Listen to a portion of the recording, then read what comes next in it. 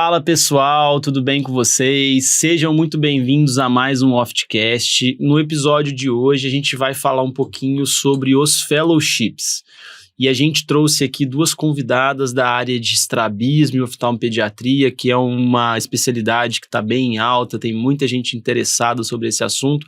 E a ideia dessa série de episódios sobre os fellowships é discutir um pouco mais sobre a especialidade, sobre o processo seletivo, como se preparar para a prova de fellow e também sobre o dia a dia do fellow, para quem está na dúvida, não sabe qual instituição escolher, não sabe nem se de repente quer esse fellow mesmo, saber um pouco mais como é o dia a dia, que às vezes você pensa uma coisa, mas o dia a dia é totalmente diferente, então é importante você ter contato com quem já está lá no fellow, quem está vivendo isso, respirando isso 24 horas, para vocês poderem ter um pouco mais de embasamento na hora de decidir. Então, para trocar essa ideia hoje, eu queria dar as boas-vindas para a Raíra Fortuna, que está representando aqui a oftalmopediatria da Unifesp, da Escola Paulista de Medicina, vai falar um pouquinho com a gente hoje. Olá, prazer estar aqui. Ainda mais falando aí sobre um assunto super legal, que é o fellow, animada.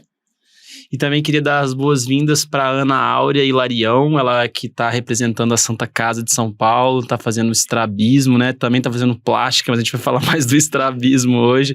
Seja muito bem-vinda, Ana. Obrigada, e queria agradecer o convite. Para mim é um prazer muito grande estar aqui com vocês e falar desse assunto que eu sou, assim, muito entusiasta, muito apaixonada mesmo. Boa. Então vamos lá, pessoal. Primeiro eu queria fazer uma pergunta bem ampla para as duas, uma coisa assim bem até filosófica, né? Até para inspirar as pessoas que estão aí na residência. Raíra, por que você escolheu oftalmopediatria? Por que você optou por essa especialidade? Então tá, vamos lá. Quando eu estava no R3, eu estava no BOS em Sorocaba e eu acho que a gente também é um pouco influenciado pelo meio onde que a gente tá. Então, quase todos os hospitais, os serviços, eles têm algumas áreas que são seus grandes diferenciais. Então, na época do R3, eu gostava bastante, a gente lá no BOS, a gente faz muito córnea, gostava muito também da parte clínica de córnea, eu gostava muito de plástica. Então, eu tinha uma super dúvida, assim, se eu queria tentar plástica, se eu queria tentar córnea. E eu tinha muito pouco contato com estrabismo e oftalmopediatria na residência. Só que, quando eu estava no R2, o BOS criou um ambulatório de oftalmopediatria que era coordenado pela doutora Juliana Friedenberg, que foi formada na Escola Paulista. E foi o meu primeiro contato. E ali, assim, eu vi que eu gosto disso, acho que isso é legal, acho que gostei dessa parte, desse atendimento geral para criança, não só a parte de estrabismo, mas de você fazer um exame geral, de você fazer um exame completo, de você pensar no futuro mesmo daquela criança, nas necessidades dela. Mas no R3 eu fiquei mais em dúvida nessas outras duas partes. E aí eu terminei a residência e eu não fui trabalhar direto, não fui fazer o fellow direto. Então eu tive um tempo maior para eu pensar. E aí nesse tempo que eu pensei e tudo mais, durante esse ano eu ganhei um filho, então eu comecei a pensar muito mais na área pediátrica, olhar com outros olhos também o que eu queria para mim de dia a dia, de carga horária, e comecei a pensar muito no oftalmopediatria e comecei um pouco a procurar sobre isso. Como é que era? Eu comecei a conversar com muita gente que estava no fellow, como que é a parte de estrabismo, se opera muito, é muito adulto. E aí acabei conversando com várias pessoas que eram apaixonadas pelo que fazia. Tive grandes pessoas que me influenciaram também na minha escolha. E acabei optando por essa especialidade que sou muito feliz e sou super fã aí do que eu faço hoje em dia. Boa. E o Augusto tá aí vindo mais um filho. Mais um, então, viu? Eu animei tanto. O fato de ser mãe te estimulou mais? Com certeza. Assim? Eu acho que assim, depois que a gente é mãe, a gente pensa assim, que a gente quer tudo do melhor pro nosso filho. Então, todas as vezes agora que eu olho, que eu atendo, que eu converso, que eu trato uma criança dentro do meu consultório, eu acho que eu olho com outros olhos, porque eu penso assim, eu tenho que dar para essa criança o melhor, porque é o que eu queria pro meu filho. Então, até na parte de você estudar, tô com um pouco de dificuldade em tal coisa e tudo mais, então eu tenho que melhorar, porque eu tenho que ser boa nisso, porque vou cuidar dos filhos de outras pessoas, isso é muita responsabilidade. Então, com certeza, assim, ser mãe mudou muito a minha visão, e mudou a minha visão também do que eu queria no meu dia a dia. Por exemplo, Quando a gente vai pensar numa especialidade mais cirúrgica, que tem muita urgência ou que demanda muito um tempo, por exemplo, ali de centro cirúrgico mesmo, você tem um pouco menos de horário livre, então você também não consegue, você tem muitas urgências, muitas coisas que são inesperadas. Na oftalmopediatria e no estrabismo, a gente tem uma parte cirúrgica importante, mas a gente tem uma parte clínica que também é muito forte, que é a parte que eu adoro, assim, que eu gosto muito de estudar e fazer, sabe? Perfeito. E Ana, mais uma pergunta para você. O que te despertou essa vontade de fazer estrabismo? Lá na Santa Casa também tem essa parte de oftalmopediatria, assim, fora o estrabismo, ou é mais estrabismo? Enfim, o que te fez olhar para essa área, assim? Na verdade, o estrabismo, ele veio como uma surpresa para mim. A minha família é toda de oftalmo, e assim, meu pai, meus irmãos, sempre aquela visão de, o oftalmo faz catarata, faz retina. Então eu entrei na residência meio que com essa cabeça, já fazer retina cirúrgica. E logo no primeiro ano, estrabismo é bem forte lá na Santa Casa, né, por conta do Dr. Exug, Dr. Carlos Souza Dias. E logo nos primeiros dias, assim, do estrabismo, eu falei, olha, até que não é tão ruim quanto minha família fala, até que é interessante. E aí, quando chegou no R2, como a Raíra falou, o meio te influencia muito. Eu sempre gostei muito dos chefes lá da Santa. Sempre foram chefes, assim, muito atenciosos, muito participativos. Então, todos os casos do ambulatório a gente discutia, era muito bom. E aí, quando você gosta do ambiente que você tá, entende aquilo, você passa a gostar daquilo. E eu não gostava, a princípio, muito de atender criança. Acho que era mais medo do que não gostar. E quando eu entendi que a consulta da criança, ela não era uma consulta de adulto em miniatura, que você tinha que ir pro lúdico, eu me encantei completamente. E cada vez que eu ia, eu falava, eu acho que é isso que eu quero fazer da minha vida. E aí, na plástica também lá, a gente... plástica, órbita, vias lacrimais, então a gente atende muita criança. E eu falei, parece um conjunto interessante fazer essas duas especialidades. Lá é muito voltado para o estrabismo, mas a gente tem áreas de oftalmopediatria também. E é uma habilidade treinável também, né? Acho que às vezes a gente pensa que tem que nascer com o dom de atender criança e não é assim. Claro que umas pessoas acho que saem de um ponto de partida assim, na frente, tem um pouco mais de jeito, mas é totalmente treinável, né? Igual você falou, de repente você percebeu como que era o jeito certo de conduzir uma consulta pediátrica e eu acho que ninguém deve desistir, falar, não vou fazer isso porque eu não levo o jeito para criança, sabe? Eu acho que não existe essa regra, assim, se você gosta da área, dá para você aprender, dá para você treinar. E sobre o Souza Dias, né, é lendário, né, eu escuto muitas histórias dele, porque ele, acho que começou no HC também, né, e depois foi para fundar lá o serviço da Santa Casa, então ele é muito falado lá pelos nossos chefes, foi o chefe dos nossos chefes lá do HC, então, assim, é realmente uma inspiração, deve ser ter tido esse contato com o Souza Dias. Bom, vamos falar um pouquinho mais agora do processo seletivo em si. Eu queria perguntar para a Raíra como que você se preparou para a prova da Unifesp e como que você conciliou essa preparação específica do Fellow para a prova e também a preparação para o CBO, assim, como que você fez essa conciliação, porque o bom da prova da Unifesp e da Santa Casa é que são provas gerais, né? Então dá para você seguir meio que o plano ali do estudo pro CBO e acabar aproveitando o estudo pro Fellow. Mas como você também fez prova no HC, né? Até passou lá no HC também e tal, que era uma prova específica de estrabismo, queria que você desse uma dica geral, assim, de como preparar pro Fellow e conciliar a prova do CBO também. Então tá, vou contar um pouquinho das duas experiências que são bem diferentes, assim. As provas de Fellow, como todo mundo sabe, a maioria é no final do ano.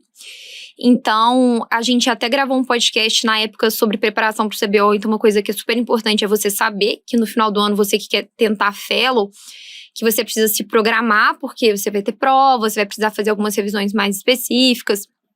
Então, foi isso. Eu estava me preparando para o CBO. E aí, eu teria uma prova que seria específica de estrabismo. As duas provas que eu tentei foi o HC de São Paulo, a USP, e a Unifesp. E aí, a prova específica seria no HC. E aí no HC só cai estrabismo. Então eu dei mais ou menos nas 3 semanas antes da prova, eu dei uma parada nos meus estudos do CBO. Na época eu já tinha estudado estrabismo para o CBO, mas é um estudo diferente. Na prova do HC, a prova de fellow do HC em estrabismo no meu ano foi uma prova aberta e que cobra muito propedêutica, uma propedêutica com detalhes de estrabismo, que é uma coisa que é difícil da gente estudar. Tipo assim, é uma coisa difícil da gente aprender na residência e é difícil de estudar. Então eu tive que parar para eu aprender aquilo bem certinho. E ainda mais por ser uma prova aberta, às vezes a gente acaba se perdendo em detalhes. Então, qualquer coisa você pode acabar tendo errinho. Não é aquele conhecimento ali de matar a questão de múltipla escolha. Né? Você tem que entender mesmo. Você tem que tentar entender mesmo. E que tipo de bibliografia você usou para estudar essa parte de estrabismo mais específica na época? Eles cobram também, assim, o CBO, né? Que, por exemplo, assim, a parte de XT intermitente dava para ter estudado completamente pelo livro do CBO. As aulas da professora Ana Letícia, a professora Ana Letícia do OFT é do estrabismo do HC, e eu acho que, assim, ela muda o nível dos alunos em estrabismo, porque as aulas dela de propedêutica são muito boas e muito esclarecedoras, então aquelas pequenas dúvidas, óbvio que ela não consegue dar ali com todos aqueles detalhes que um livro-texto, mas ela tira praticamente todas as nossas dúvidas pra gente conseguir fazer uma boa prova e ter uma boa propedêutica até pra vida, né? Então, pra USP eu tive que parar os meus estudos do CBO e me dedicar naquelas semanas pra prova do HC. Por isso que é importante estar em dia, assim, com os estudos pro CBO, né? Porque imagina, aquela pessoa que já tá ali muito atrasado, não estudou direito, se ela tirar 3 semanas, ela pode perder o rumo ali, né? Isso, e além disso, a prova do CBO agora é em janeiro, né? Então, assim, cada vez foi em janeiro ano passado, agora vai ser em janeiro. Então, ficou muito mais próximo do que quando essa prova era lá no final de fevereiro, março. Então, assim, é super importante estar com as revisões em dia, estar com seus materiais em dia e pensar assim, naquele mês eu tenho tal prova, então tais dias antes eu vou revisar somente esse assunto e tudo mais. E a prova da Unifesp já é bem diferente. A prova da Unifesp, todos os candidatos ao fellow, eles fazem uma prova de oftalmo geral, é uma prova múltipla escolha. É um estilo um pouco parecido com o CBO, mas eles têm um banco de questões próprios. E aí, cada especialidade seleciona um número certo de candidatos que vão passar para entrevista. Então, a gente faz a prova teórica, à noite sai um resultado, você recebe um e-mail falando você está apto para entrevista. Na Unifesp, a gente manda um currículo prévio antes, então, no outro dia, a minha entrevista foi online com as minhas chefes, que é a doutora Simone e a doutora Ana Paula. Elas já tinham o meu currículo, então elas dão uma preparada, dão uma olhada no seu currículo antes, assim, para ver. Mas uma entrevista comum, nada demais. Não, uma entrevista comum. Queria que você falasse um pouco mais da prova em si, assim. Você falou que é uma prova de múltipla escolha, oftalmo geral. Tem alguma coisa, assim, que você lembra, no sentido assim, isso aqui é muito mais específico do que cobra no CBO, ou você achou meio que o jeitão do CBO mesmo? Não, é bem o jeitão do CBO. É uma prova bem dividida, então cai todas as subespecialidades, cai lente de contato, retina, córnea, todas as subespecialidades, mas é uma prova muito direta. O CBO tem mudado muito ao longo dos anos, cada vez mais a gente está vendo mais uma pegada de caso clínico, questões de raciocínio, e eu lembro que na prova da Unifesp eu achei um pouco aquele estilo CBO mais antigo, que mais são questões, né? Isso, tipo assim, ou questões que você sabe ou questões que você não sabe. Eu lembro que na época caiu questão também de refração, então é uma coisa que às vezes não tá tão ali na ponta da língua que você fala, não, na véspera do CBO eu vou revisar a refração. Caiu refração, então tem que chegar sabendo na prova. Parte de imagens, caiu? Não cai tanto, não tem imagens projetadas, então a prova completa, ela é escrita, ela é impressa. Então, tinha algumas imagens, mas era pouca coisa.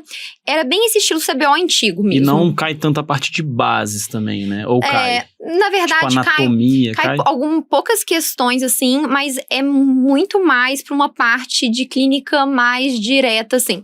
Mas cai algumas coisas de base. Eu lembro que caiu algumas coisas de córnea e de cristalino também, de bases. Então, é importante ter isso. É assim... óbvio que a gente sabe que é muito difícil estar em dia com tudo até ali. A prova normalmente também é início de dezembro, mais ou menos. Eu não sei se já divulgaram, não tenho certeza da data. Mas se você conseguir tá com a sua matéria e se organizar, pra você tá com a sua matéria em dia até o final do ano, para esse estilo de prova, você vai se dar muito bem se você tiver com essa matéria em dia. Teve bastante aluno do Oft Review que passou na Unifesp esse ano, assim, em todas as áreas, retina, glaucoma, oftalmopediatria, os 3 da oftalmopediatria foram alunos, então assim, e a maioria falou que fez uma preparação pro CBO mesmo, né? Então acaba porque é uma prova geral, né? E são 3 vagas, né? Duas de Fellow e uma de R4? Exato, lá são 3 vagas, 2 de Fellow e uma de R4. O R4 da Unifesp abre num outro edital, um processo seletivo diferente, então você faz uma outra prova, você se candidata para uma outra entrevista e são outros requisitos. Na Unifesp é obrigatório você ter CBO tanto para você assumir vaga de Fellow quanto de R4, então as pessoas que vão tentar agora, a gente tem que mandar o comprovante de inscrição e depois eles vão, quando você for fazer a sua matrícula lá em março, eles vão te cobrar a sua declaração de aprovado. Então, também é importante ter isso em mente aí, quem não pode fazer a prova agora, por exemplo, não poderia tentar o Fellow nesse caso. Vai ter que passar no CBO, né? Tem que passar no CBO. Na Santa também tem isso, né, Ana? Na Santa também. É obrigatório. Lá a gente só tem vaga de Fellow mesmo, não tem R4, é uma vaga de estrabismo por ano. E é obrigatório o CBO. Então, a preparação é basicamente... Eu me preparei para o CBO, basicamente. E como que é o estilo da prova, assim, que você pode falar? Quantas questões, mais ou menos? No meu ano, foi ano passado, foram 80 questões. São questões de múltipla escolha, 4 alternativas. E, assim, bem parecido também com o CBO. É muito questão de imagem. Então, assim, muito parecido com a prova de imagem do CBO. Aquela coisa, assim, só que é muito rápido. Então, no CBO você tem, sei lá, 3, 4 minutos para responder, você consegue ler com calma. A da Santa acho que é 1 minuto, 1 minuto e meio. E é então, projetado? É projetado, você recebe uma folha lá com A, B, C, D, marca o X. E assim, não dá pra... É aquela coisa, ou você sabe, bate o olho, sabe identificar o que é aquilo, ou você não sabe e não fica tentando fosforilar muita coisa, joga pra Deus e parte pra próxima, porque senão você vira uma bola de neve e você não consegue responder as outras questões. Mas é uma prova, assim, bem geral também. Cai todas as subespecialidades, então cai neurooftalmo, estrabismo, córnea, todos os candidatos eles prestam a mesma prova, então quem vai fazer retina, plástico, todo mundo presta a mesma prova e as questões elas variam muito, são bem parecidas, como eu falei, com o CBO, mas cai desde a parte de bases até a parte de exames complementares, propedêutica, alguns casos clínicos um pouquinho mais diretos. E mesmo as questões que não são de imagem, elas são projetadas. Sim, também. É totalmente projetada. Totalmente projetada. E todas com 1 minuto e meio. Então, eu lembro que ano passado caiu questão para fazer transposição de cilindro. Então, assim, você não tem muito tempo de... Aquela coisa de raciocínio rápido. Cai também questão... Teve uma que era de síndrome de Brown. Tinha lá as 9 posições do olhar, você tinha que olhar a imagem, saber o que era, ler o que ele estava pedindo e conseguir raciocinar. Aí o cronômetro começa a passar, isso dificulta raciocinar. Eu lembro que não era uma questão tipo assim, o que é isso? Uma síndrome de Brown? Não, ele dava com base nessas imagens, aí tem lá as imagens, qual a fisiopatologia. Então, bem a prova prática do CBO de você raciocinar em cima da imagem, ele tá perguntando uma outra coisa, então também não é aquela questão que dá pra você ir por eliminação, não. Tem que saber mesmo. E como que é o dia a dia lá, Ana, do Fellow de estrabismo, no que se refere, assim, ambulatório, centro cirúrgico, como que é a rotina, assim? Nós temos 4 turnos, né, obrigatórios, então na terça-feira de manhã a gente tem, como somos 2 fellows, né, uma do primeiro e uma do segundo ano, a gente se divide porque na terça-feira a gente tem centro cirúrgico e ambulatório. Tem também uma reunião toda terça-feira específica do estrabismo e da neurooftalmo, então o fellow apresenta e o residente apresenta com caso clínico, questão do CBO, artigo, vai variando, a gente tem um cronograma. Tem essa reunião, todo mundo participa, inclusive quem não está rodando no estrabismo participa também. E aí uma das fellows vai para o centro cirúrgico, a gente tem normalmente uma cirurgia, e a outra vai indo adiantar o ambulatório. Depois todo mundo fica no ambulatório até terminar, ocupa amanhã mais ou menos.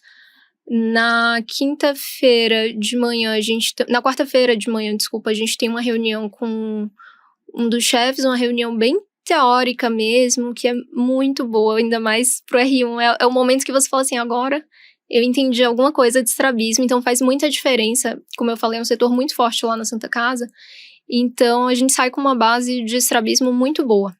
Na quinta-feira de manhã tem uma outra reunião, que é a reunião do departamento, que é obrigatória para todo mundo, é residente, fellow, e a gente tem um outro ambulatório de estrabismo na quinta-feira, que a gente chama de estrabismo refração, que é basicamente fazer refração dos pacientes que têm um ET acomodativo ou paciente de pós-operatório, são os pacientes que a gente vai, que precisa de óculos com prisma, essas coisas. Então, são pacientes do estrabismo só para fazer refração.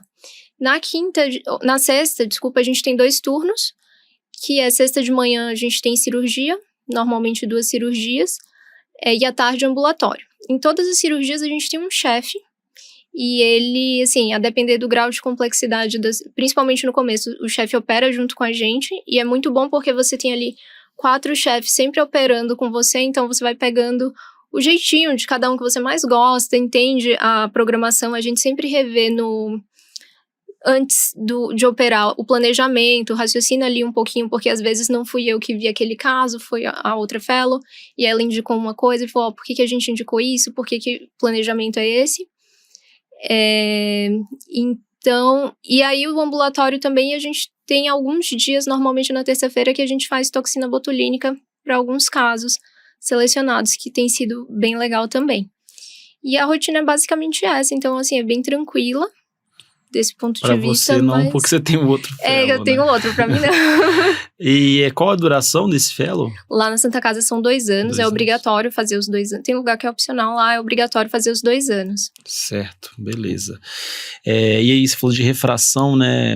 A Raíra também, sei que na Unifesp tem, na USP também tinha. Essa parte de refração é muito importante para quem faz o estrabismo, oftalmopediatria, né?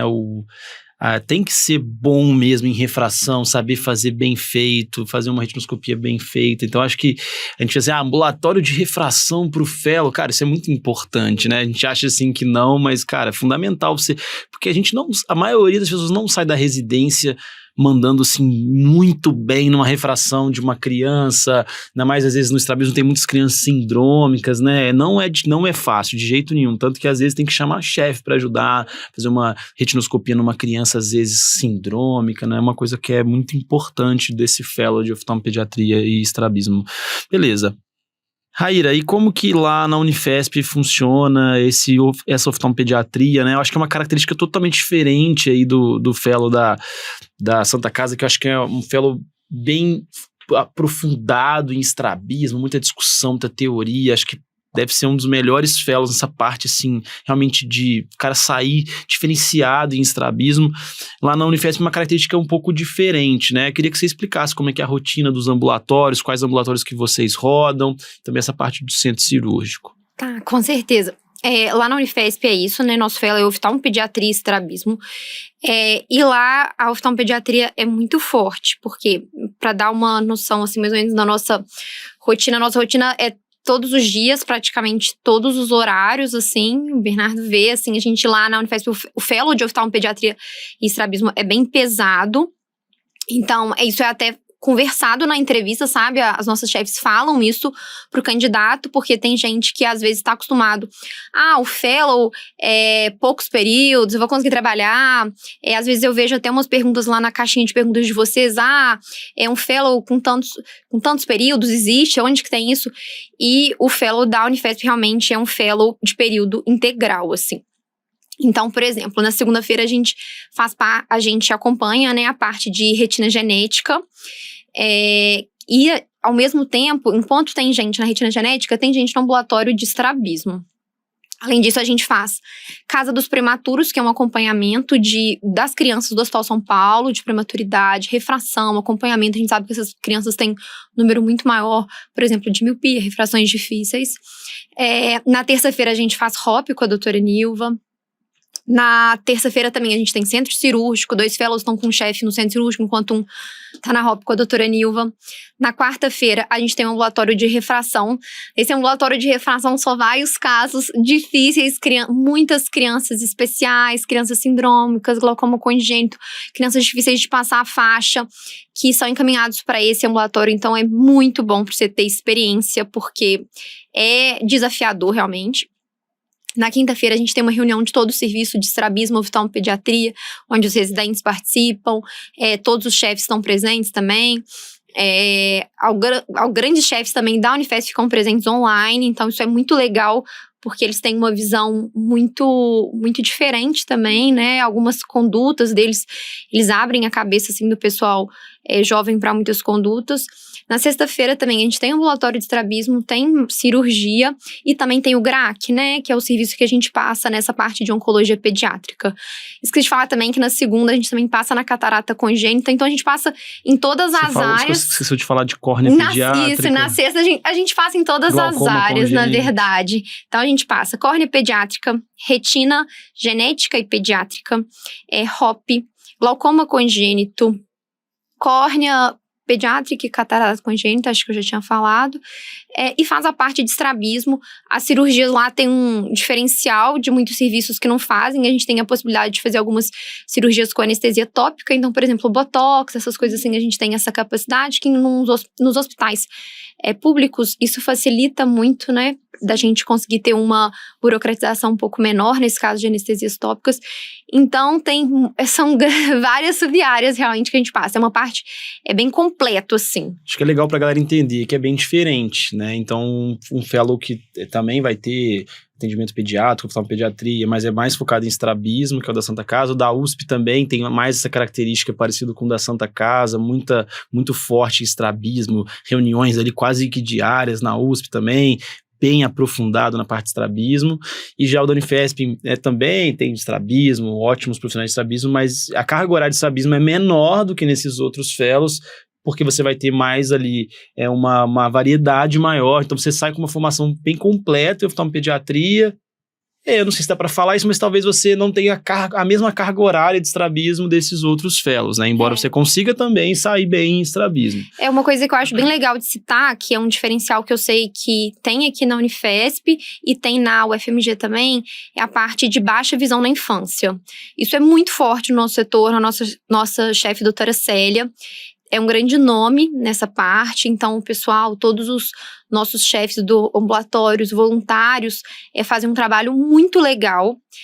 Aqui em São Paulo, assim, dos hospitais, escolas, assim, acho que a Unifesp se diferencia muito nessa parte, e é uma parte que eu realmente acredito que faz diferença na nossa vida como oftalmopediatra, porque a criança fácil de examinar, muitas vezes ninguém referencia para o oftalmopediatra, mas a criança especial, a criança difícil de examinar, a criança que tem qualquer outra dificuldade de comunicação, etc., elas chegam muito. Então, isso é um diferencial muito grande que a gente aprende muito a lidar com esse tipo de criança. Lá na Santa Casa a gente também tem a parte de baixa visão, tem a equipe da visão subnormal, que a gente termina tendo bastante contato. Então tem o pessoal da estimulação visual, ortoptista, e eu brinco que eu falo, a Santa Casa é uma grande mãe, assim, porque, por exemplo, eu tenho o meu fellow de estrabismo, faço a plástica, mas às vezes se eu quero acompanhar, lá é um pouco dividido, então o pessoal da retina que vê os casos de HOP, aí vira um diferencial para o fellow de retina. O pessoal da catarata, lá a gente tem o diferencial de quem faz catarata congênita. Então fica um pouco mais segregado, mas assim, eu que sou do estrabismo, eu chego em outro setor e falo assim, queria discutir um caso, queria acompanhar aqui, nossa, eles vão no maior prazer, então vai muito também do interesse e da disponibilidade. E existe um projeto, vou dar um spoiler aqui, existe um projeto agora que os chefes do estrabismo estão querendo formular um fellow de oftalmopediatria. Então, como tem tido esse interesse muito grande na área, de fazer um modelo mais parecido com esse, vai manter o de estrabismo e vai ter um outro mais mesclado, mas isso aí para esse ano ou para o próximo. Legal. Ainda. Bacana. É importante também que às vezes a gente tem bastante acadêmico de medicina que escuta o Oftcast e às vezes a pessoa não tem muita ideia, né? Que assim, uma cirurgia de glaucoma congênito, de catarata congênita, são cirurgias complexas, cirurgias assim que não dá para você pensar que um profissional oftalmopediatra vai fazer tudo, vai fazer, o cara faz catarata congênita, glaucoma congênito, estrabismo, HOP, não existe esse profissional. Então, assim, a pessoa ter uma formação completa é muito bacana, no sentido assim, ela sabe, atender bem um paciente de catarata congênita, diagnosticar, se de repente ela pode se especializar em cirurgia de catarata congênita e operar esses pacientes, acompanhar, mas o mais legal é que você dá esses fellows de oftalmopediatria têm uma formação muito ampla para diagnosticar e acompanhar esses pacientes, mas provavelmente em algum momento você vai precisar de um apoio de um super especialista da área, que existem um super especialista de catarata congênita, de glaucoma congênito, de HOP, etc. Então isso é importante porque a galera às vezes manda mensagem, tem algum fellow que você saia operando glaucoma congênito, catarata congênita? Não existe esse fellow e acho que nem é para existir, porque são doenças super raras e que são poucos super especialistas nessas condições.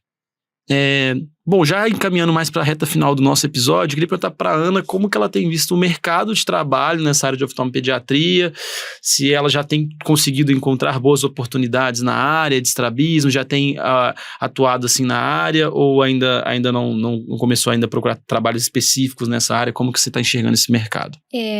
O mercado para tanto estrabismo quanto oftalmopediatria, eu me surpreendi também porque os oftalmologistas mais antigos tinham aquela impressão, quem faz estrabismo morre de fome, e eu tenho visto justamente o contrário.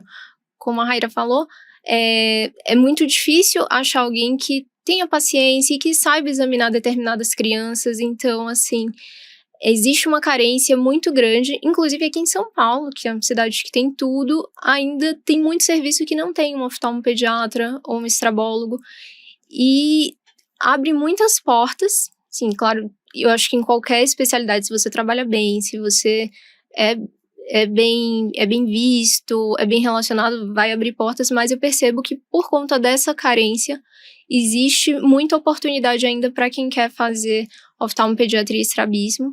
Eu já estou trabalhando em alguns lugares e, assim, é o dia que eu mais gosto de trabalhar. O dia que não tem criança eu fico triste, porque depois que você se acostuma a atender criança, e claro, tem que ter um pouquinho mais de paciência, não é aquela... Você não vai conseguir atender uma criança em 15 minutos, é muito difícil, mas é muito... Eu acho que é uma especialidade muito grata, assim, quando você consegue... Eu não sou mãe ainda, mas eu vejo no rostinho das mães, quando elas veem que você atendeu aquela criança com carinho, com cuidado, e entregou uma oftalmologia, assim, de respeito. Eu acho que só tende a abrir ainda mais caminhos. Então, assim, acho que em nenhuma especialidade dá pra gente ter medo de, não vou fazer isso ou aquilo porque o mercado tá saturado, mas eu garanto que acho que, pelo menos no meu ponto de vista, oftalmopediatria e estrabismo ainda tem bastante mercado. Eu acho que o mercado sempre vai estar aberto para quem é bom em qualquer área de qualquer especialidade. Tem espaço para videomaker? Bom, tem. Tem espaço para podcaster? Bom, tem. Mas se você for ruim, aí também é o contrário. Vai estar saturado, você vai achar que está saturado, que está ruim, que você não consegue ganhar bem. Então, assim... Cara, a galera foca em se formar bem, em se especializar, né? Dependendo, vou voltar para uma cidade de 5, 10 mil habitantes, eu posso não fazer um fellow? Total, não precisa fazer um fellow, mas, cara, seja o melhor oftalmologista que você pode ser, assim, o melhor generalista que você pode ser, né? Então, isso é muito importante. E você, Raira, o que você acha aí do futuro da oftalmopediatria? Como que você enxerga esse mercado? E o que você está achando, assim, quais são as maiores dificuldades que você enfrenta, assim, e por outro lado, quais são os pontos positivos que você enxerga dessa especialidade? A visão que eu tenho da oftalmopediatria, assim, por que essa área está começando a crescer e a ser mais valorizada, não só por outros profissionais, mas pelos próprios oftalmologistas também, tipo, nossa, você vai fazer estrabismo? Você vai fazer oftalmopediatria? Mas o que eu acho que tem mudado? Eu acho que a sociedade tem mudado muito o que a gente quer para os nossos filhos. A gente quer cada vez profissionais mais especialistas em pediatria, a gente quer um atendimento diferenciado, a gente quer alguém que tenha paciência para ouvir, que tenha paciência para deixar ele chorar.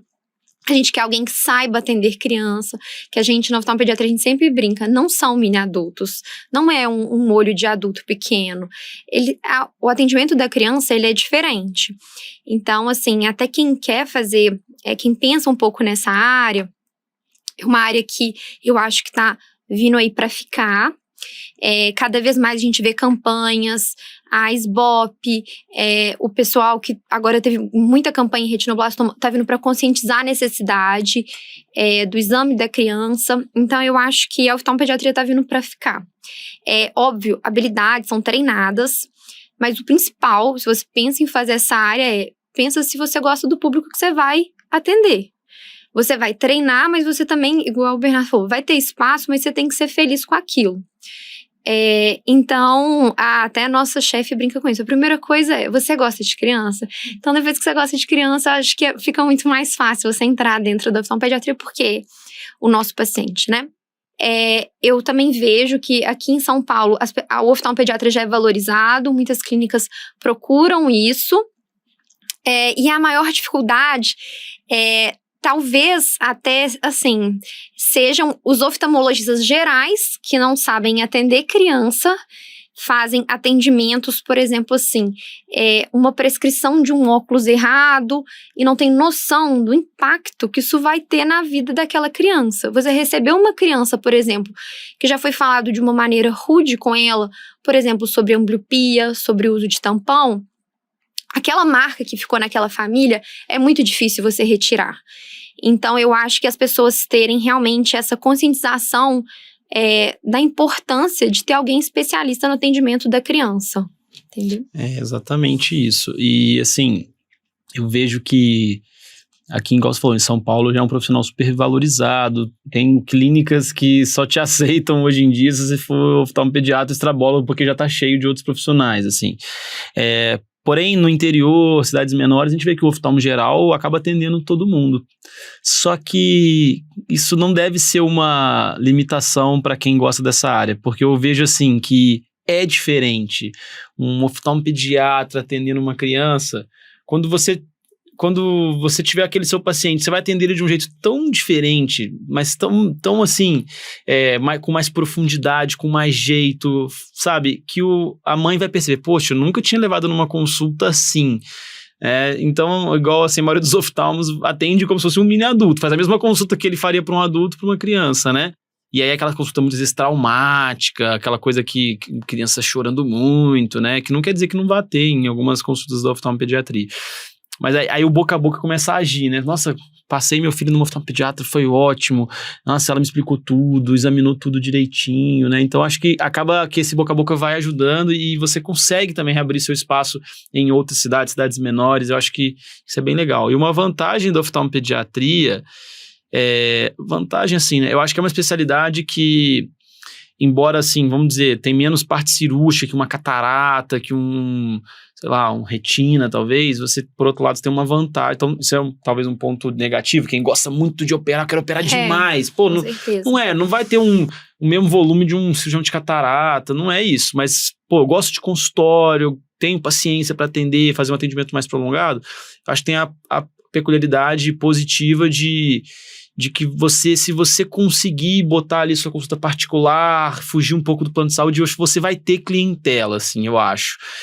Acho que muitas mães e pais vão optar por uma consulta particular se você conseguir mostrar que a sua consulta tem valor, é diferenciada em relação ao que existe na média, assim. Ao passo que uma consulta de óculos de um adulto, vai ter gente pagando particular, mas muita gente fala, vou no plano mesmo. Agora, uma consulta de oftalmopediatria, de repente, eu acho que a pessoa tem mais tendência a aceitar uma consulta particular, então isso acaba que é um ponto bom, assim, da oftalmopediatria. Com certeza. E alguns residentes, assim, que ficam com medo. Nossa, eu não tenho jeito com criança, ela chorou muito. Gente, a mãe daquela criança, ela tá acostumada com ela chorar muito. Não tem problema a criança chorar muito durante a sua consulta. Mas você acolheu, você tentou examinar daquela maneira, ou você falou, olha, a gente não tá conseguindo fazer hoje ele não tá legal, ele tá com sono.